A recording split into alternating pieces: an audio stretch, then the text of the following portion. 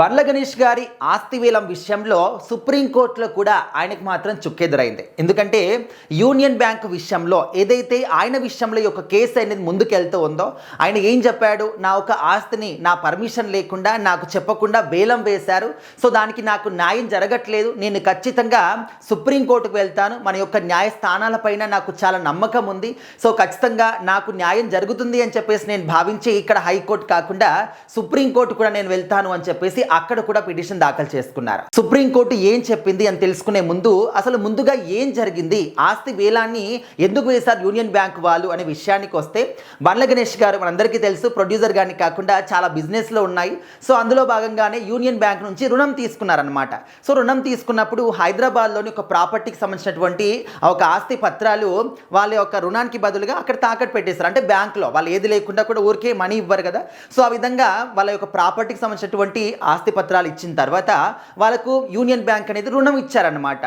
So అందులో ఏంటంటే క్లియర్గా మెన్షన్ చేశారంట, ఆ రుణం ఇచ్చినప్పుడు కూడా ఏంటంటే మీరు ఈ విధంగా సమయానికి కట్టలేకపోతే డైరెక్ట్ వేలం కూడా వేసేస్తామని చెప్పేసి, ఓన్లీ బండ్ల గణేష్ గారి ప్రాపర్టీ అని కాదు, ఎవరైనా కూడా ఈ విధంగా ప్రాపర్టీ పెట్టి వాళ్ళు రుణం తీసుకున్నప్పుడు సజావుగా కట్టకపోతే లేకపోతే చాలా రోజుల పాటు నెగ్లెక్ట్ చేసినా కూడా వాళ్ళు ఆటోమేటిక్గా వేలం వేసి అమ్మేస్తూ ఉంటారనమాట. ఎగ్జాక్ట్లీ ఇక్కడ కూడా అదే జరిగిందనమాట. సో మరి బండ్ల గణేష్ గారు టయానికి కట్టలేదా లేకపోతే లాంగ్ టర్మ్గా ఆయన దాని గురించి నెగ్లెక్ట్ చేశారా తెలియదు, కానీ మరి యూనియన్ బ్యాంక్ వాళ్ళు ఉన్నట్టుండి ఆయన యొక్క ఆస్తి మాత్రం వేలం వేసి అమ్మేశారు. సో ఆ తర్వాత బండ్ల గణేష్ గారు దీని గురించి న్యాయం కోసం కోరగా అప్పుడు ఏం చేశారు, బండ్ల గణేష్ గారి యొక్క అంటే ఆయన యొక్క పర్మిషన్ లేకుండా చేశారు కాబట్టి ఆయన యొక్క ఆస్తిని ఆయనకి ఇచ్చేయాలి, లేకపోతే డబ్బు ఏదైతే ఉందో అంతా కూడా ఆయనకి ఇచ్చేయాలని చెప్పేసి కూడా వాళ్ళు చెప్పారనమాట. సో అప్పుడు ఏమైంది, ఇక్కడ యూనియన్ బ్యాంక్ వాళ్ళు వచ్చేసి హైకోర్టుకు వెళ్ళారు. అప్పుడు హైకోర్టు ఏం చెప్పింది, బండ్ల గణేష్ గారి యొక్క వాదన కరెక్ట్ కాదు, సో మరి ముందుగానే మీరు రుణం తీసుకున్నప్పుడే రూల్స్ అండ్ రెగ్యులేషన్స్ అన్నీ కూడా ఉంటాయి కాబట్టి చూసుకొని సైన్ చేయాలి, చూసుకొని తీసుకోవాలి. సో మరి మీరు నెగ్లెక్ట్ చేశారు, కట్టలేదు అని చెప్పేసి వాళ్ళు డైరెక్ట్గా వేలం వేశారు, అందులో తప్పు లేదు. సో ఖచ్చితంగా ఇదంతా కూడా వాళ్ళు ఏం చేసినా కూడా అదే రైట్ అని చెప్పేసి హైకోర్టులో మాత్రం ఇక్కడ యూనియన్ బ్యాంక్కి సపోర్ట్ తెలిపారు.